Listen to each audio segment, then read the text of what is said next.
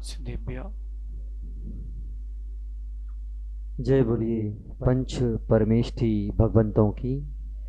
शतावधि देशनाचार्य गुरुवर विशुद्ध सागर जी महामुनिराज की। श्रुत संवेगी श्रमण मुनि श्री आदित्य सागर जी मुनिराज की।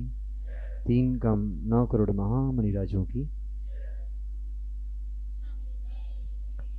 सर्वप्रथम सभी लोग पूज्य श्री को नमोस्तु निवेदित कर लें।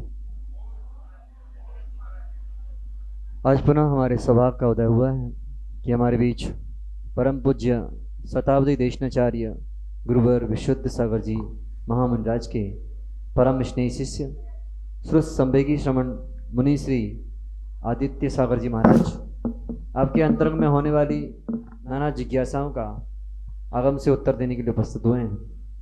सर्वप्रथम उन लोगों को मौका दिया जा रहा है जो ऑनलाइन पर हैं, फिर आपको मौका दिया जाएगा। किशनगढ़ राजस्थान से ऋषभ जैन नमोस्तु निवेदित करते हुए प्रश्न पूछ रहे हैं। मैं सीए की पढ़ाई कर रहा हूँ, लेकिन पढ़ाई करने में मन नहीं था और मेरे अंदर पढ़ाई करने की क्षमता भी है, पर मेरा मन एक जगह नहीं लगता। कृपया कर मार्गदर्शन कीजिए। देखिए, अच्छी बात है कि आपके जीवन की जो समस्या है वो आपको पता है, ये अच्छी बात है। विशेष बात है कि लोगों के साथ ये होता है कि वो गलतियां करते हैं, गलतियां समझते नहीं हैं। अगर आपके अंदर एकाग्रता की कमी है तो सबसे श्रेष्ठ है कि आप उस पर ही काम करें। कोई व्यक्ति कह दे कि आपसे दौड़ते नहीं बनता, तो सिर्फ दौड़ने पर ही ध्यान दे, क्योंकि आपको सिर्फ दौड़ते नहीं बनता। एकाग्रता बढ़ाने के लिए जो चीज अनुपयोगी है उसको दूर रखें। जो चीज आपके लिए अनुपयोगी है उसको दूर रखें। अभी मैं यहां बैठ करके आपके प्रश्नों का उत्तर दे रहा हूं, तो यहां मैं किसी भी जिनवाणी को रख करके खोल के नहीं दे रहा हूं। अगर मैं यहां एक जिनवाणी खोलता हूं तो आपका उत्तर नहीं दे पाऊंगा। तो जैसे आप एग्जाम दे रहे हो या बिजनेस भी कर रहे हो, तो जो जो चीजें उस समय आपकी उस क्रिया के लिए आवश्यक हो बस वो रखें और किसी चीज को ना रखें। फोन जो है वो डिस्ट्रैक्शन नहीं है, फोन के प्रति जो आपका अट्रैक्शन है वो डिस्ट्रैक्शन है। तो जो चीज आपके पास यूजफुल हो वो रखें, जो यूजफुल ना हो वो अलग करें और अपने लक्ष्य पर ध्यान दें। कुछ वक्त अपने लक्ष्य को जरूर दें। 25 साल तक की उम्र लक्ष्य पूरा करने की है। 25 साल के बाद 10 साल उसके और जोड़ लीजिए, 35 साल। वो आपके लक्ष्य को जो प्राप्त कर लिया है उसको पक्का करने की है, और 35 के बाद आपको उसका सही फल मिलेगा। तो अपन लक्ष्य पर ध्यान दें, ये सोच करके काम करें कि आपकी सफलता का इंतजार और भी बहुत लोग कर रहे हैं। ऐसा। मुंबई से चेतन प्रकाश जैन नमोस्तु निवेदित करते हुए प्रश्न पूछ रहे हैं। अभिषेक पूजन विधि करते समय कुछ श्रावक वेदी की परिक्रमा करते हैं, तो मुझे विकल्प आता है क्योंकि वे लोग रिक्शा आदि से बैठकर आए हैं एवं अशुद्धि में वेदी की परिक्रमा भी ठीक से नहीं, तो उस समय क्या करें? देखिए, यहाँ दो बातें कहूंगा, एक आपसे जो प्रश्न कर रहे हैं और एक उनसे जिनके लिए प्रश्न किया गया है। अगर अशुद्धि आदि में रिक्शे में या किसी भी प्रकार से मंदिर आए हैं तो अब श्रावक के लिए वर्तमान में कोई और ऑप्शन नहीं बचा। 5 किलोमीटर वो पैदल तो आएगा नहीं, और आप अगर बात करो तो अगर अपनी गाड़ी से भी आता है तो हो सकता है कोई मरे जीव के ऊपर से भी गाड़ी निकल जाए। तो वो स्नान 5 प्रकार का कहा गया है। एक स्नान सर से, एक कंधे से।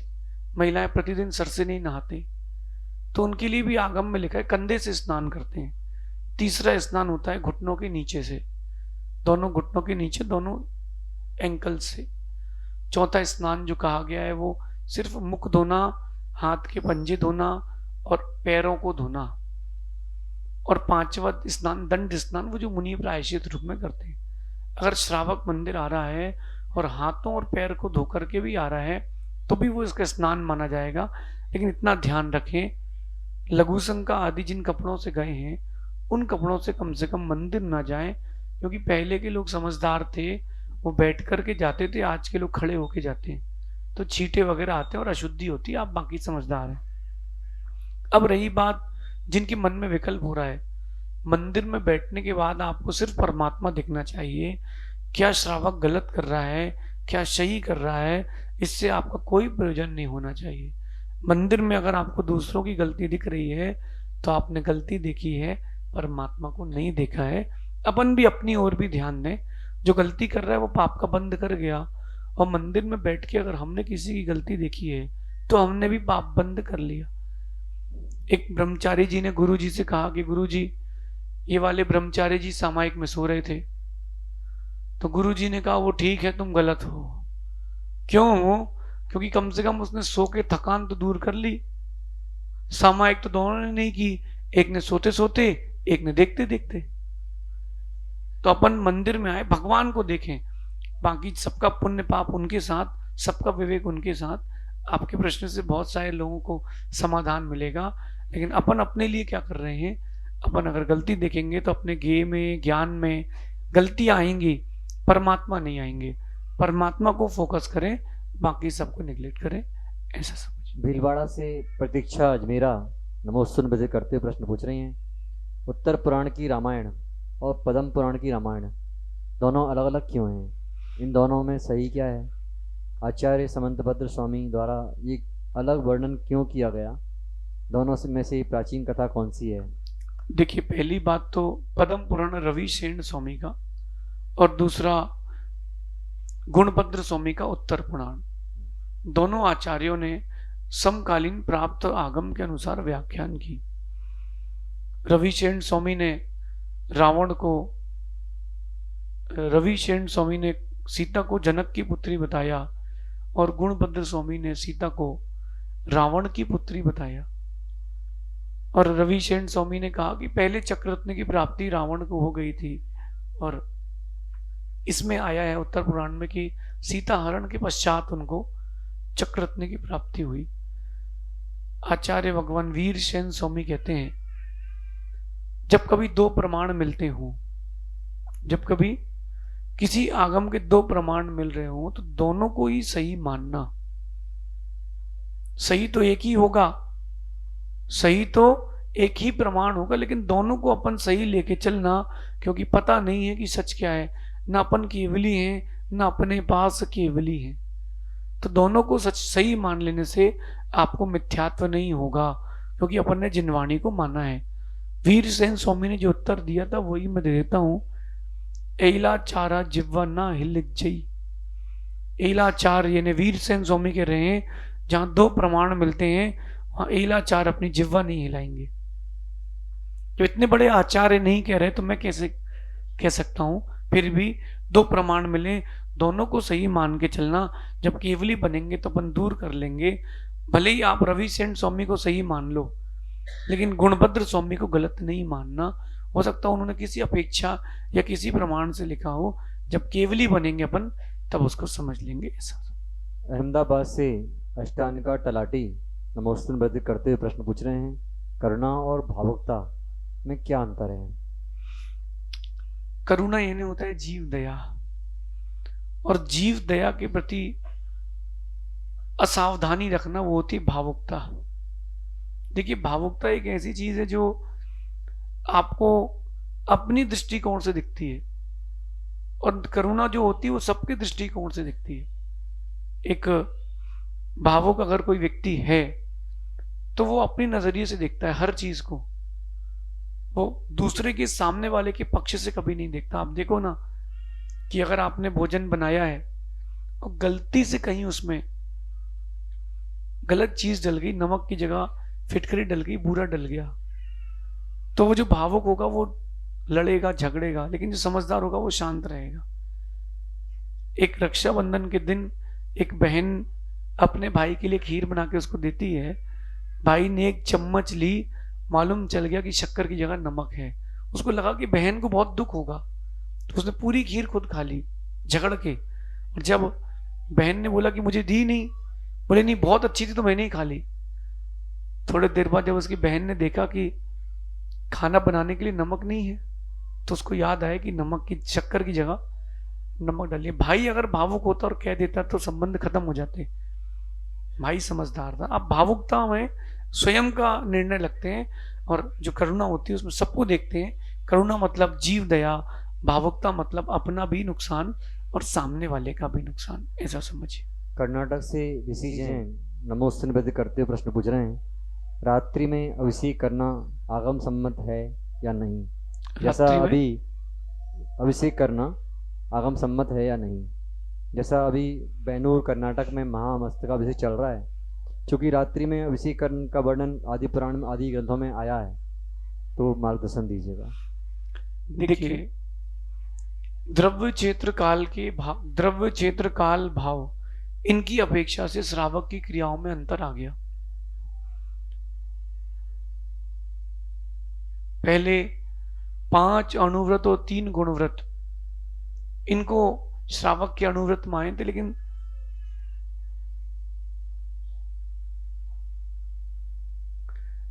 पहले और अभी की अपेक्षा में देखो आप कितना अंतर आ गया है। श्रावक 5 अणुव्रत 3 गुणव्रत रख के अष्टमूल गुण पालता था, उसको पंचुदंबर फल कर दिया है। कहां तो 5 अणुव्रत और कहां पंचुदंबर फल, जमीन आसमान का अंतर हो गया। अब विषय समझना, द्रव्य क्षेत्र काल भाव के अनुसार श्रावक की क्रियाओं में अंतर आ जाता है। अब पंचम काल में आचार्यों की व्याख्या है कि प्रतिदिन नए नए प्रकार के विकलेंद्रीय जीव उत्पन्न हो रहे हैं। रात्रि में मुनिराज मौन क्यों रखते हैं?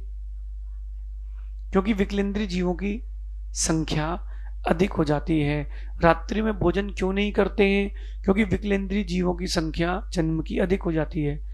उस समय जो लाइट आदि लगाए हो रात में, उसमें जीव हिंसा बहुत अधिक होती है, इसलिए उसका वर्तमान में निषेध होना चाहिए। समाज जन का कर्तव्य है कि उस क्रिया को परिवर्तित करे, और करे ना करे अपन तो अपने विवेक का ध्यान दें, ऐसा समझिए। शेष प्रश्नों का समाधान आने वाले समाधानों में होगा।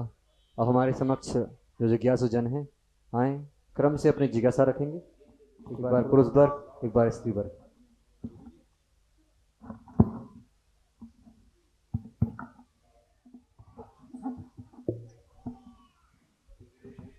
द्वय महाराज के चरणों में त्रिबार नमोस्तु नमोस्तु नमोस्तु। महाराज जी, आपने इग्नोराई नमः का जो हमें मंत्र दिया था, मंत्र मतलब तो बहुत आसान है, लेकिन उसका तरीका हम इग्नोर नहीं कर सकते।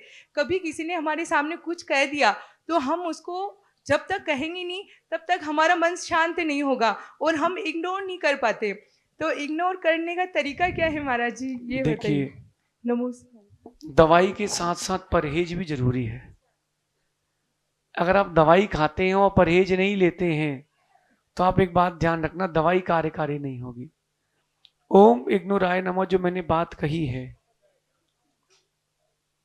जो मैंने बात कही ना आपसे, ओम इग्नोराय नमः, उसका मतलब है कि जब कोई दुख का, संक्लेशता का कोई निमित्त आता है तो उसकी उपेक्षा कर दें, उसको छोड़ते जाएं। अब विषय समझिएगा, अब विषय समझना। जब कभी ऐसी परिस्थिति आए कि आप उस चीज को इग्नोर नहीं कर पा रहे हैं, एक कागज लें, जो आपको उससे कहना है वो लिख लें और थोड़ी देर बाद फाड़ के फेंक दें। अथवा जो मैं कहने वाला हूं अगर वो आपने कर लिया तो आपका एक एक पेज सोने की स्याही से लिखा जाएगा। किसी व्यक्ति ने आपके साथ गलत किया है और आपको लग रहा है कि वो गलत है, मैं सही हूं, और वास्तविकता में ऐसा है, उस व्यक्ति का नाम ना लिखें और सुंदर सी भावना अपनी जो चल रही है अंदर उस कागज में लिख दें कि तुम्हारा व्यक्तित्व अच्छा नहीं है, ऐसा करने से तुम ऐसा कर रहे हो, लोग तुम्हें अच्छा नहीं समझेंगे। ना अपना नाम लिखें ना उसका नाम लिखें, और सुंदर सा एक पेज लिख लें, लिख के रख लें, वो आपकी डायरी बेस्ट सेलर की ओर जाएगी। लेकिन बिना इग्नोर किए, ignorance is the best medicine, बिना इग्नोर किए कुछ नहीं कर सकते। मैं भी रोज आहार करता हूं, कैसे करता हूं मैं ही जानता हूं। 200 लोग 100 लोग देने वाले, एक बेचारा लेने वाला, जिसको जो देना है वो देता है। कई बार तो ये हो जाता है कि रोटी नीचे दब जाती है और वो आवाज लगाती है कि बचाओ बचाओ, फिर भी हम सबको इग्नोर करते, चुपचाप ले लेते हैं। इग्नोर नहीं करेंगे तो आपकी विशुद्धि नहीं बनेगी। इग्नोर खुद के लिए दूसरों को नहीं करना, इग्नोर खुद की विशुद्धि के लिए दूसरों की बातों को करना है। मन बना ले कि करना है, समय लगेगा लेकिन हो जाएगा। आगे। गुरुदेव के चरणों में कोटि कोटि से नमन। महाराज जी, जो अभिषेक विधि है और पूजन विधि है, इससे लेकर मेरा एक प्रश्न है। हम अभिषेक करते हैं तो क्या अभिषेक के पहले पूजा करते हैं तो उसमें हमको पाप लगता है? ये मेरा प्रश्न है महाराज जी। देखिए, अभिषेक के पहले पूजा नहीं करना चाहिए, ये आगम का विधान है। जो पूजन होती है वो अभिषेक के पश्चात ही करना चाहिए, विधान आदि अभिषेक के पश्चात ही होता है। लेकिन कई बार ये होता है कि परिस्थिति वसात अथवा अभिषेक लेट हो रहा है, आपको कहीं जाना है, अथवा एक पैटर्न ही सेट हो गया है, तो श्रावक पहले पूजन कर लेता है, कोई बात नहीं। प्रक्रिया तो यही है कि पहले अभिषेक करें फिर पूजन। फिर भी अगर नहीं कर पा रहे हैं, ऐसा असंभव अशक्य है, तो पूजन कर लें फिर अभिषेक कर लें, पाप नहीं पड़ेगा। लेकिन जो पुण्य आने की व्यवस्था थी, थोड़ा सा उसमें व्यवधान होगा, काम बिगड़ेगा नहीं। पंच परमेष्ठी की आराधना विफल नहीं जाती, काम तो होगा। मीठा पहले खा लिया बाद में रोटी खाई, काम तो होगा, लेकिन विधि ये है कि पहले अभिषेक करें फिर पूजन करें, ऐसा समझ। गुरुजी, मेरा भी एक प्रश्न है। नमोस्तु गुरुदेव। अभिषेक का समय क्या निर्धारित रहना चाहिए? जैसे सूर्योदय का समय होता है उसके पश्चात या सूर्योदय के पहले? ये एक बात बता दीजिए। बहुत अच्छी बात। देखिए कि अब आपके हिसाब से उत्तर दूं कि आगम के हिसाब से? आगम के हिसाब से। देखिए, ऐसा है कि सूर्योदय के पश्चात, सूर्योदय के 24 मिनट के पश्चात से आप अभिषेक कर सकते हैं, और सूर्यास्त के 24 मिनट पहले बंद कर देना चाहिए, ताकि आपकी ये साफ सफाई की व्यवस्था हो जाए। आप लोगों ने कभी सांगानेर में जब भगवान निकले अभिषेक किए हो, शाम तक अभिषेक होता था। तो जब विशेष परिस्थिति में हो सकता है तो प्रतिदिन भी हो सकता है, तो ऐसा कोई निषेध नहीं है, समय की बात की गई। लेकिन व्यवस्था के लिए और मंदिर की सुरक्षा की दृष्टि से अपन एक समय का निर्धारण कर लेते हैं कि इतने बजे होगा। कुछ लोग रहते हैं लेट लतीफ हमारे जैसे, क्योंकि मैं ही जब 10 बजे जाता था और मुझे अगर 10 बजे करने नहीं मिलता तो मैं जुड़ता कैसे? तो जैसे 2 वेदियां हैं मंदिर में, 3 वेदियां हैं, तो एक समय रख लें 7 से 8, एक रख लें 8 से 9, एक रख लें 9 से 10, ऐसे 2-3 समय अपनी सुविधा के अनुसार रख लें, मना किसी के लिए ना करें, पहली बात। दूसरी बात, सूर्य उदय नहीं हुआ है तो अभी अभिषेक नहीं करना चाहिए। आपने पहले से ही सब धो धा के रख लिया तो गड़बड़ हो जाता है। ये विधि है मूलतः, फिर भी जहाँ जिसकी जैसी व्यवस्था हो वैसा वो करे, लेकिन सूर्योदय के बाद अभिषेक आदि क्रिया करना चाहिए। और एक बात ध्यान रखना, पानी प्रासुक हो अभिषेक का, लेकिन गर्म ना हो। अभिषेक का जल शीतल होना चाहिए। जो लोग अभिषेक तेज गर्म पानी से करते हैं वो मूर्तियों में उतने हिस्से में दाग आ जाता है। यद्यपि वो प्रक्षाल मार्जिन आदि करने में वो निकल जाता है, लेकिन तीर्थंकर की प्रतिमा में इतना गर्म जल डालने का अधिकार अपन को नहीं है। पूजन भी करें, अगर आप अभिषेक भी करें, प्रासुक करें पानी को, थोड़ा ठंडा कर ले, फूके ना पानी को, फूके ना पानी को, ठंडा कर लें फिर आप अभिषेक करें, तो आपके लिए ज्यादा पुण्य का बंध होगा। जो बाहर खड़े हैं वो इस दरवाजे से, पीछे वाले दरवाजे से अंदर आ जाएं। इधर दरवाजा है, उधर से अंदर आ जाएं। बाहर नहीं खड़ा रहे, गेट पे मत खड़े रहे आप इधर दरवाजे से अंदर आ सकते हैं। चलिए। नमोस्तु गुरुवार।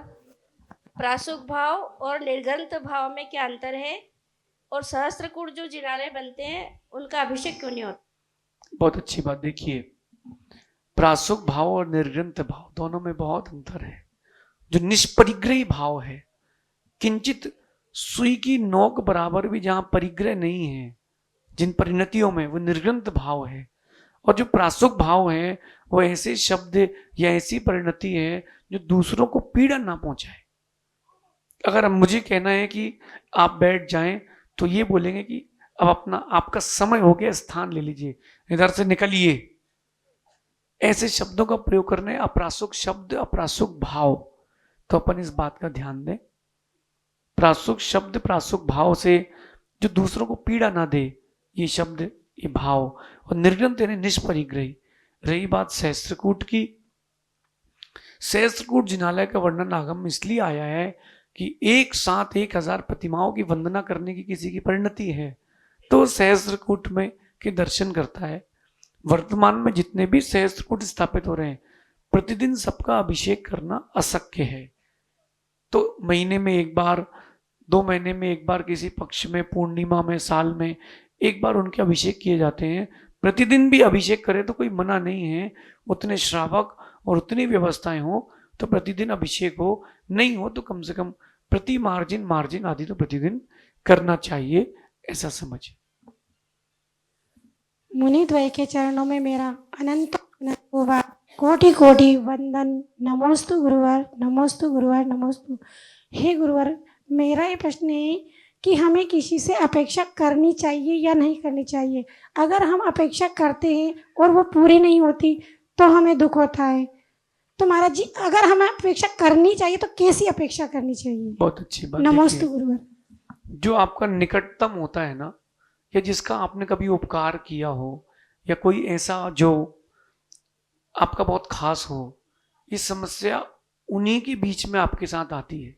आप यहाँ अभी आए हो और माना कि जो पड़ोस में दादी माँ बैठी हैं, वो आपके पहचान की नहीं है और आपके घुटने में तकलीफ है, तो आप आए, कुर्सी नहीं मिली तो आपको कोई विकल्प नहीं हुआ। और अगर आपकी सहेली बैठती और उसके घुटने में तकलीफ नहीं है और वो जगह नहीं देती, या आपकी बहू होती, तो आपको उम्मीदें हो जाती। बात ध्यान रखना, उपेक्षाएं करना सामने वाले की गलती नहीं है, उम्मीदें करना सामने वाले की गलती नहीं, आपकी गलती है। जब गलती आपकी है तो अपन दोष उसको नहीं दे सकते। सबसे श्रेष्ठ है अपेक्षाएं ना करके उपेक्षाएं करना। बात समझ रहे हैं आप? अपेक्षाएं ना करके उपेक्षाएं करना। अगर आपने अपेक्षाएं की हैं, आपके संबंध जल्दी टूट जाएंगे। जब माँ बेटे को जन्म देती है और अगर अपेक्षा कर ले कि वृद्ध अवस्था में मंदिर लेके जाएगा तो माँ दुखी होगी। तो गलतियां उम्मीदों की नहीं है, गलतियां हमारी हैं कि वो हमने की ही क्यों। सामने वाले को नहीं पता ना कि आपके अंदर की इच्छा क्या है, और पता भी है नहीं भी पूरी कर रहा है तो अपना पुण्य छीन है। ये भी हो सकता है कि आपने किसी के लिए अच्छा किया हो और वही परिस्थिति अपने साथ हुई, उसने अच्छा नहीं किया, तो उसने नहीं किया, वो उसका कर्म, इसमें अपना तो कोई लेना देना नहीं है। तो महाराज जी, फिर अपन उस पर दुखी क्यों होते हैं? हाँ, दुखी इसलिए होते हैं क्योंकि आप उम्मीदें किए हो, आप उस पर डिपेंडेंट हो, आप पराधीन ना हो, स्वाधीन हो। ये सोच लें मेरी किसी से कोई अपेक्षा नहीं है।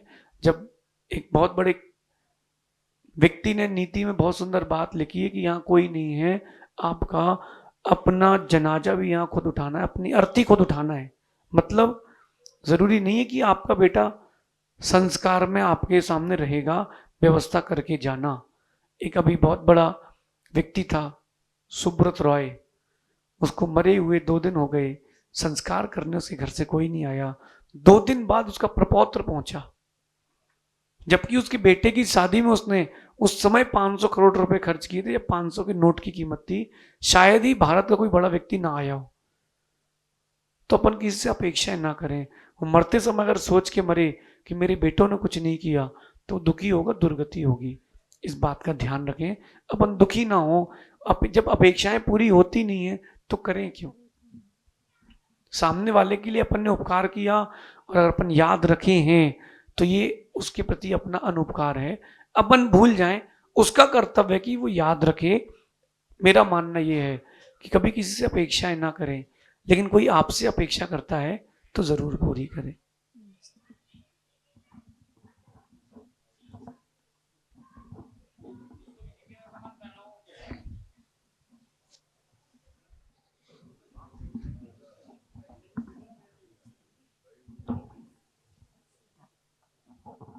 गुरुवर के चरणों में त्रिबार नमोस्तु नमोस्तु नमोस्तु। मेरा प्रश्न ये है कि शरीर तो मिट्टी है, तो मरने के बाद हमें अंगदान करना चाहिए या नहीं? कहाँ तक सही है? बहुत अच्छी बात। देखिए, शरीर तो माटी है, लेकिन अगर आपने अंगदान किया है तो आगम की परिप्रेक्ष्य से पूछें तो वो दान नहीं है। दान होता है प्रासुक द्रव्य ही। अमृतचंद स्वामी पुरुषार्थ सिद्धि उपाय ग्रंथ में लिखते हैं कि दान जो भी होता है वो प्रासुक द्रव्य का होता है, अप्रासुक द्रव्य का दान नहीं होता। तो जो आपके अंग उपांग हैं वो प्रासुक नहीं होते। दान 4 प्रकार 4 संग को। अब वो जो ब्लड डोनेशन चल रहा है अथवा आई डोनेशन, किडनी डोनेशन चल रहा है, वो आपका लौकिक व्यवहार है, वो दान नहीं है। दूसरी बात, आगम में कहीं नहीं लिखा कि ये किया जाए। क्या पता किस व्यक्ति को दिया जा रहा है, और व्यक्ति उससे पुण्य करेगा कि पाप। पुण्य नहीं किया, उसने पाप किया, तो आप तो दे के चले गए, उसने पाप किया तो जहां रहोगे वहीं 1/6 फल मिलेगा। एक कथा आगम में आती है कि एक राजा ने एक व्यक्ति को धागे की और जाल बनाने की सामग्री दे दी थी। जैसे जैसे उसने जाल बनाया, मछलियां पकड़ी, और वैसे वैसे राजा का राज वैभव समाप्त होता गया। तो अपन अंग आदि दान देने का आगम में कुछ नहीं लिखा है। आपको हो सकता है लगे कि महाराज जी ब्लड डोनेट करने से, अंग उपांग दान करने से उसकी जिंदगी बच जाएगी। एक पर्याय बचेगी, अनंत पर्याय बिगड़ेंगी। एक बात मैं पूछता हूं, क्या आप मांस खा सकते हैं क्या औषधि के रूप में? चलो मिक्सी में पीस दें तो पी सकते हैं क्या? अच्छा, उसको बोतल से चढ़ा दे तो नहीं ले सकते। रसो रक्त ततो मासम, में आयुर्वेद से कह रहा हूं। जो भोजन करते हैं उससे बनता है रस, रस से बनता है रक्त, रक्त से बनता है मांस, फिर अस्थि, मज्जा, शुक्र, वीर, ये आगे की धातु है। तो खून से ही तो मांस बनता है। अगर अपन ब्लड भी चढ़ा रहे हैं, आजकल डॉक्टरों ने शॉर्टकट ढूंढ लिया है। पहले खून नहीं चढ़ता था, पहले वैसी चीजें खिलाई जाती थी कि खून बन जाए। आपके शरीर में स्टॉक है, लेकिन आप चाहो तो वैसा बना सकते हो। अंग उपांग दान देने का जिनागम में कोई वर्णन नहीं है। जिनको निर्मल समाधि करना हो और आने वाला भविष्य भी अच्छा रखना हो, ना वो रक्त दान करें आगम के हिसाब से, ना वो अंग उपांग दान करें। ये आगम की व्यवस्था। अब आपकी व्यवहार की व्यवस्था जो आप चलाते हो वो आप देखो, लेकिन दान संज्ञा को वो प्राप्त नहीं होगा।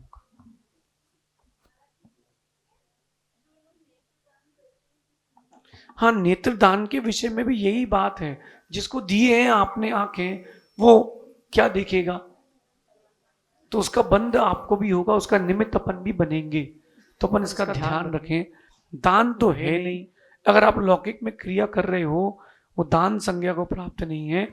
लेकिन व्यक्ति ने जो उपयोग किया है तद अनुसार आपको बंध होगा।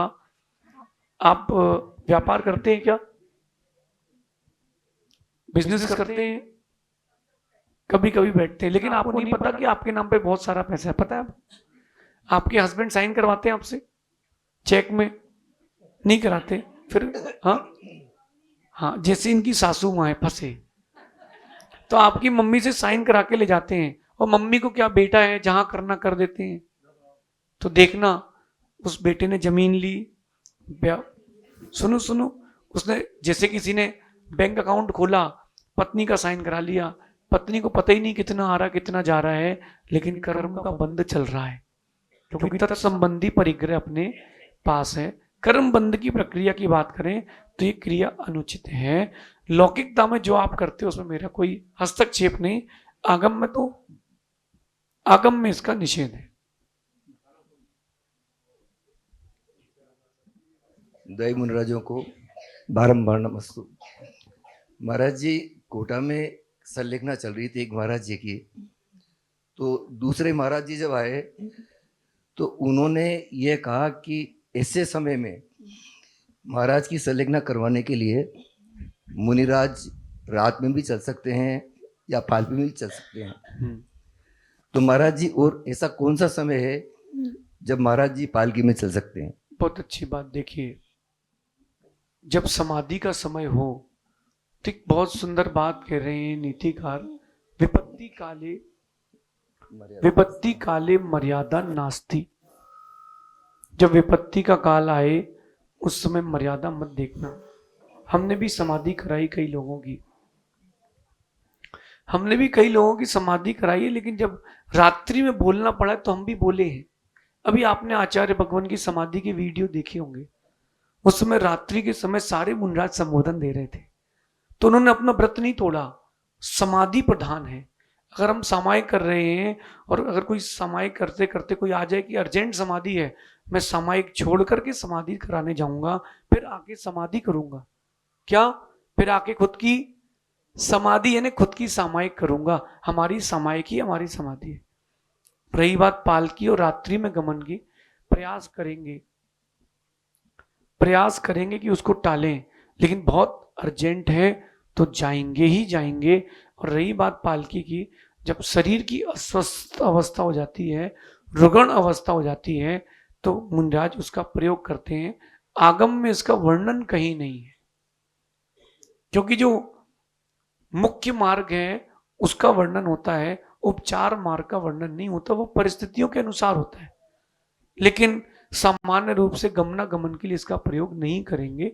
अगर किसी का स्वास्थ्य ठीक नहीं है तो वो एक ही स्थान पर रुक करके स्वास्थ्य ठीक करेंगे। हर जगह की समाज सेवा भावी है, सेवा करेगी।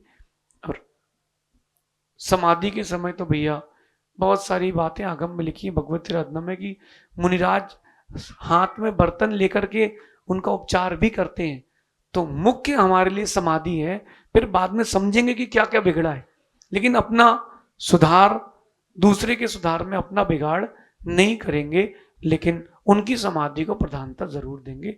रात्रि में बोलना हो या चलना हो, वो चलेंगे, फिर प्रायश्चित लेंगे, क्योंकि चलना इष्ट नहीं है, समाधि कराना इष्ट है। एक मेरे साथ एक दृश्य हुआ कि ये बिल्डिंग है, जैसे इस बिल्डिंग में हम रुके हैं और दूसरे फ्लोर में या दूसरे रूम में एक वृद्ध माँ, बिल्कुल वृद्ध माँ, डॉक्टर ने बोल दिया कि 20 मिनट से ज्यादा नहीं है, फिर भी 3 घंटे जी गई वेंटिलेटर के बाद। उनको हमने वहीं रखा, उनके बेटे जो लेडीज थी सबको भेज दिया, उनके बेटे सब वहीं थे और संबोधन वगैरह चलता रहा। रात को 2:30 बजे उनकी सांस निकली, संबोधन के पूर्व, और बहुत सुंदर उन्होंने निर्मल, उनसे पूछा आप जाने के लिए तैयार हो? बोले डॉक्टर ने कहा वेंटिलेटर निकालेंगे, तकलीफ होगी, मुस्कुरा के। और 2:30 बजे उनका मरण हुआ। क्या शांति शीतलता से हो गई। जब वो गए ना तो चेहरा भी मुस्कुरा रहा था, नमोकार के स्मरण पूर्वक गए। एक व्यक्ति ने कहा कि महाराज को ये महिलाओं को पास में नहीं रखना था। मैंने उससे कुछ कहा नहीं, लेकिन सोचा अगर तुम्हारी माँ होती तो तुम क्या करते, अगर तुम होते और आरिका माता जी होती तो तुम क्या करते। वो अकेली वृद्ध माँ, वो उस समय माँ नहीं थी, उस समय वो छपक थी। तो उस परिस्थिति को समझना आवश्यक है, ऐसा समझिएगा। नमस्ते महाराज। द्वय गुरुदेव के चरणों में त्रैवार नमस्ते। हे गुरुदेव, चौके में चंदवे का क्या महत्व है? तो पहले तो कच्चे घर होते थे तो सब बात समझ में आती है, पर अभी तो सब। बहुत अच्छी बात। देखिए, आगम की दृष्टि से बात करता हूं, युक्ति से भी करता हूं। पहले किससे कर लूं? पहले युक्ति से कर लेते हैं। आप लोगों में से किसी को अपनी शादी याद है? याद है क्या? हाँ, दुर्घटना कौन भूलता है। सुनिए, जब आपकी शादी हुई थी तो आप घर के बाहर थे, दूल्हा निकाय चल रही थी, तो आपके सिर के ऊपर 4 लोग एक कपड़ा लेके खड़े थे। वो क्यों खड़े थे कि एक दिन का दूल्हा राजा है, वधू लेने जा रहा है, तो उसके सिर पे चंदेवा था, तो जो मुक्ति वधू लेने जा रहे हैं उनके सर पे भी चंदेवा होना चाहिए। ये युक्ति की बात कर रहा हूं। आगम की बात करते हैं तो अहिंसा की दृष्टि से चंदेवा होना चाहिए। आचार्य धर्म सागर जी तक चंदेवा चलता था। जीटी परिवार है नीमच में, उनके आचार्य धर्म सागर जी के आहार हुए थे। उन्होंने हमको चित्र दिखाया। आचार्य धर्म सागर जी, आचार्य सन्मति सागर जी, आचार्य योगेंद्र सागर जी, तीनों साधु एक साथ खड़े होकर आहार कर रहे थे। वो हमने चित्र देखा तो उसमें ऊपर चंदेवा लगा था। चंदेवे का मतलब पुराने घर से गिरने वाला कचरा नहीं है। आगम में 7 स्थानों में, आगम में 7 स्थानों में चंदेवा लगाने का वर्णन है। जहां आप पानी रखते हो, जहां आप धान्य आदि रखते हो, कूटते हो, जहां आप शयन करते हो, जहां भोजन बनाते हो, जहां मुनियों के लिए आहार कराते हो, मंदिर में, इन जगहों पे चंदेवा कंपलसरी है। आगम में श्लोक लिखा है। इसके अलावा पहले के मकान कच्चे थे, लेकिन मुझे नहीं लगता कि 84 मंजिल की कोई झोपड़ी होगी कभी। भगवान ऋषभ देव, भगवान जो भगवान ऋषभ देव थे और उनके 84 खंड का महल था, तो झोपड़ी या लकड़ी का तो नहीं होगा, वो बहुत सर्व सुविधा युक्त होगा। सही है? अब आप बात समझना, उस घर में भी चंदेवी की क्या जरूरत थी? चंदेवी की जरूरत सम्मान, चंदेवी की जरूरत अहिंसा, और चंदेवी की आज्ञा आगम की। कहीं कोई जीव ऊपर से ना गिर जाए। ठीक है, आज झोपड़ियां नहीं है, मकड़ी के जाले लगते कि नहीं, छिपकली आदि का गमनागमन होता कि नहीं, आहार ले रहे हैं, कोई मकड़ी गिर गई और माना कि वो प्रमाद पूर्वक चली गई, तो भगंदर आदि रोग हो जाएंगे, सफेद दाग हो जाएंगे, मिर्गी आदि रोग हो जाएंगे।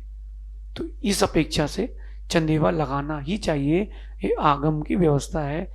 और कोई श्रावक नहीं लगाए तो ये उसका अविवेक है। किसी संघ में नहीं लगता तो उनके संघ की परंपरा है। आगम में इसका कहीं भी निषेध नहीं है। एक बात और बोलता हूं दृष्टांत पूर्वक। गुरुजी से प्रश्न एक ब्रह्मचारिणी दीदी ने पूछा कि गुरुजी चंदेवे की क्या जरूरत है। उन्होंने जो मैंने कहा बता दिया। दीदी ने चंदेवा लगाया और उनके आहार हुए। और उनका जो घर था उस समय फॉल सीलिंग नहीं थी, छपाई वाला सिस्टम था, और आहार के बीच में उनके ऊपर से छपाई गिर गई। चंदेवा था तो उसने झेल लिया। फिर वो दीदी बोली आज आपको लग भी जाती और अंतराय भी हो जाता, इसलिए चंदेवा जरूरी है। लेकिन समय समय पर उसको सफाई करते रहें। आप लगा के छोड़ देंगे तो उसमें जीव उत्पन्न हो जाएंगे, चिड़िया अंडे दे देगी। जहां भोजन बनाते हैं वहां भी, और जहां आहार कराते हैं वहां भी विधि ये है। फिर भी श्रावक की जो रुचि हो वो वैसा करे। हम अपने नियम में पक्के हैं, कोई नहीं लगाता हम लौट जाते हैं, क्योंकि हम अहिंसा के लिए काम करते हैं। उस श्रावक की गलती नहीं है। एक श्रावक यहां से मैं लौटा और वो बहुत निकट का था, उसके चंदेवा नहीं, चंदेवा लगा था, खुला था, गर्मी लग रही होगी, उसने खोल दिया, पंखा चालू कर लिया, मैं तो लौट आया। अपने नियम में पक्के रहें, सारी व्यवस्था श्रावक करेगा। जब एक सामान्य व्यक्ति के लिए जो वधु लेने जा रहा है, संसार बढ़ा रहा है, उसके लिए चंदेवा होता है, तो मुक्ति वधु लेने गया उसके लिए भी होना चाहिए।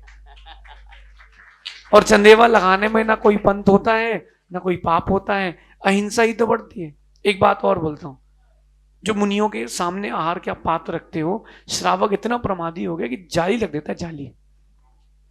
नहीं तो वो स्टील की इतनी बड़ी छन्नी रख देता है, वो स्टील का, तो आहार लो तो टप टप टप आवाज आती, तो मुंडाज को विकल्प होगा कि भैया क्या करें। आगम में वो बर्तन क्यों रखते हैं? कपड़ा बांधना चाहिए, अहिंसा की दृष्टि है। कपड़ा बांधने से चिकनाहट चली जाएगी नीचे, कोई जीव अगर बैठेगा तो मरेगा नहीं, ये दृष्टि से वो कपड़ा लगाया जाता है। तो अपन जो भी क्रिया है उसके पीछे की अहिंसा को ध्यान दे, ऐसा समझे। समय हो रहा है गुरुजी। एक और प्रश्न मेरा, जैसे हम व्यापारी वर्ग से हैं, रात्रि भोजन का त्याग कर लेते हैं, लेकिन हम उसमें एक छूट रख लेते हैं, कोटा से बाहर रहते हैं तो रात्रि भोजन कर सकते हैं। तो इसके बारे में थोड़ा सा बताइए विस्तार से कि क्या इसका क्या उपाय है और क्या। देखिए, सारा खेल दर्पण भैया मन का है। आप समझना, अगर आप बाहर गए हो और आपको भोजन नहीं मिल रहा है तो आप अंडा मांस तो नहीं खाओगे। भूखे रह गए तो चलेगा, लेकिन आप अंडा मांस नॉनवेज नहीं खाओगे। अथवा जिस होटल में वेज नॉनवेज मिल रहा है उस होटल में भी बाहर मुर्गियां टंगी, अंदर कौन बैठ के खा पाएगा? आपका भी टिफिन होगा तो आप नहीं खा पाओगे। सारा खेल मन का है। अगर आप मन बना लो सब हो जाएगा। व्रतों में अगर बाहर जाना पड़ जाए, अपना टिफिन लेके जाते हैं, कुछ ना भी मिले, फल है, ड्राई फ्रूट है, पानी पी ले, दूध पी ले। रात्रि भोजन का जो त्याग है, चारों प्रकार के आहार का त्याग रात्रि भोजन त्याग कहलाता है। लेकिन आप बाहर की छूट रख रहे हैं, इसका मतलब अभी आप कमजोर हैं, श्रद्धान पक्का नहीं। आपसे मतलब सभी। तो मेरा ये कहना है कि आपके शरीर में इतनी चर्बी है कि एक दो पास में कोई ऊपर नहीं जाएगा। तो अपन कोई छूट ना रखें अपनी। आप अन्य धर्मावलंबियों से सीखें, मर जाते हैं अपने नियम नहीं तोड़ते। और जैनों को क्या हो गया कि थोड़े थोड़े में छूट चाहिए। अच्छा, हम भी मांगते हैं छूट, मिलेगी गर्मी में 2 टाइम की क्या? कि गर्मी में आप एक काम करो, हमको सिर्फ शाम को पानी की छूट करवा दो भैया। नहीं हो पाएगी। अथवा जब 200 किलोमीटर से ऊपर का बिहार हो तो हम वाहन का प्रयोग कर सकते हैं। जब मुनियों के लिए छूट नहीं है तो आपके लिए भी छूट नहीं है, आगम की व्यवस्था। बाकी नियम अपनी शक्ति से ले, नियम टूटे ना, ऐसा। गुरुवर के चरणों में कोटि कोटि नमन। गुरुवर, मेरा प्रश्न यह है कि एक राजा ने नगर भोज का आयोजन किया और उसने ये नियम लिया था कि जब तक सारी प्रजा नहीं भोजन कर लेगी तब तक मैं भोजन नहीं करूँगा। तो उसका यह नियम देख के उसकी रानियाँ और कुछ चापलूस मंत्री वो भी भोजन नहीं करे और प्रजा ने भोजन किया। और जब भोजन बन रहा था तो नगर भोज था, बहुत बड़ी खुली जगह पे भोजन बन रहा था, तो ऊपर से एक चील निकली, उसके पंजों में सांप था। वह सांप किसी कारणवश भोजन में गिर जाता है और भोजन में गिरते ही वो भोजन विषाक्त हो जाता है। सारी प्रजा उसको खा लेती है, जैसा कि राजा का नियम था उसने नहीं खाया और प्रजा मृत्यु को प्राप्त करती है। और राजा मृत्यु से बच जाता है क्योंकि उसने नहीं खाया, उसकी रानियां बचती हैं और 2-3 जो चापलूस मंत्री थे वो बचते हैं। तो मेरी जिज्ञासा ये है गुरुवर कि कौन से कर्म के प्रभाव से सारी प्रजा मृत्यु को प्राप्त हुई और कौन से पुण्य के प्रभाव से राजा, उसकी रानियां और मंत्री जीवित रहे? देखिए, सामूहिक जो पाप होता है उसका उदय भी सामूहिक आता है। कहीं ना कहीं लोगों ने, जो जीव एक साथ गए हैं, इन्होंने सामूहिक किसी पाप की अनुमोदना की होगी तो वो एक साथ चले गए। और राजा हो, रानी हो, जो मंत्री हो, इन्होंने कहीं ना कहीं किसी न किसी जीव की रक्षा की होगी तो इनकी रक्षा हो गई। जो अपन ने कथा पढ़ी है आगम में, वो जो पहली मछली छोड़ देता था उसकी रक्षा हो गई। 4 बार छोड़ी थी, 4 बार रक्षा हुई। और राजा ने नियम क्यों लिया और राजा ने सभी के भोजन का आयोजन क्यों किया? ऐसी भवितव्यता थी कि उन सबको मरना था एक साथ। लेकिन राजा का इसमें कोई भी दोष नहीं, कोई पाप का बंध नहीं होगा। कुछ साल भर, 1.5-2 साल पहले भारत के राजा ने भारत में कुछ चीते लाए थे और पूरे भारत में हर किसी के स्टेटस में कि भारत में चीते आए, चीते आए। जिन जिन ने अनुमोदना की थी वो प्रायश्चित जरूर लेना, उनको पाप का बंध होगा। उन चीतों को छोड़ने के पहले वहां पर चीतल नाम के जानवर छोड़े गए थे, हजारों, क्योंकि उनका भोजन कैसे बनेगा। और फिर एक दृश्य देखा हमने कि वो चीता एक बंदर को मुख में दबाया था और उस बंदर के मरे हुए शरीर में उसका जिंदा बच्चा लटका है, वो अपनी मां को नहीं छोड़ रहा। उसने तो दोनों को खा लिया होगा। तो जिन जिन ने अनुमोदना की वो सामूहिक उन्होंने पाप का बंध किया है और ये सामूहिक पाप का उदय आएगा। देखो, आप ट्रेन में जाते हैं लोग एक साथ क्यों पलटती है? सारे पापी इकट्ठे हो गए। तो उन लोगों ने सामूहिक पाप की अनुमोदना की, तो सामूहिक पाप की अनुमोदना से वो एक साथ गए। उन्होंने किसी की रक्षा की थी राजा आदि ने, तो वो बच गए। इससे एक शिक्षा ले लेना, कभी भी किसी के पाप की अनुमोदना मत करना। वो तो पाप करके जाएगा, तुम अनुमोदना से जाओगे। आज आप सब यहाँ हो, गुरु आए हैं, आप सब सामूहिक हर्ष भाव की अनुमोदना कर रहे हो कि हमारे नगर में गुरु आए। तो ये सामूहिक पुण्य बंध हुआ है। ये सामूहिक पुण्य बंध अपन को सामूहिक समोसरण में लेके चलेगा। और यही अगर अपन ने सामूहिक रूप से किसी सम्यक क्रिया का निषेध किया तो सामूहिक पाप बंद होगा। तो पाप बंद से भी बचें और बुद्धि का भी अपन अपना प्रयोग करें, ऐसा विचारना। और शेष अपन गुरुजी हमारा और ही छोटा पड़ गया ये तो। हाँ, चील देखिए, निमित्त तो कुछ ना कुछ बनेगा। चील की भी इसमें कोई गलती नहीं, चील की भी कोई गलती नहीं, ऐसी भवितव्यता थी। एक बनारस की घटना है 30 साल पुरानी। एक बहुत बड़े ज्योतिषी ने अपनी बेटी की शादी करी और लड़के की कुंडली देख करके लड़का दीर्घायु हो। शादी के 5वें दिन लड़का लड़की कार से जा रहे थे, बीच में पड़ा फाटक ट्रेन का, रास्ते में वो रुक गए, ट्रैफिक जाम था। वो उतर के आगे वाले से कहता भैया बढ़ाओ ना, तो उसने बढ़ाई नहीं। तो वो गाड़ी से खोल करके बाहर आया, इतने में आकाश से एक चील निकला सांप लेकर के। वो सांप अधमरा था। वो सांप ने चील के पैर में फण मारा, सांप छूट गया, सीधा गिरा उसकी गर्दन पर। सांप ने उसको डसा, चील फिर आया, सांप को उठा के वो व्यक्ति वहीं मर गया। शादी के 5वें दिन वो विधवा हो गई। जब जैसी भवितव्यता है, जैसी होनहार है वैसे निमित्त मिलते हैं। समंत भद्र स्वामी ने कहा है अलंग शक्तिर भवितव्यतेयम, भवितव्यता अलंघनीय है, ऐसा विचार करना। देखिए दर्पण भैया ऐसा है, जिन वाणी के लिए आप जितना बड़ा स्थान रखेंगे उतना कम पड़ेगा। मैंने इसलिए नहीं कहा था कि बाहर कर लो, मैंने कहा आप स्वयं बोलोगे कि बाहर ही ठीक था। अपन आज तो समय हो गया, शेष अपन और फिर कल आगे विचार कर लेंगे। थोड़ा जल्दी आएंगे आप लोग तो सबको लाभ ज्यादा मिलेगा। हाँ, आज पहला दिन भगवान था। महावीर स्वामी की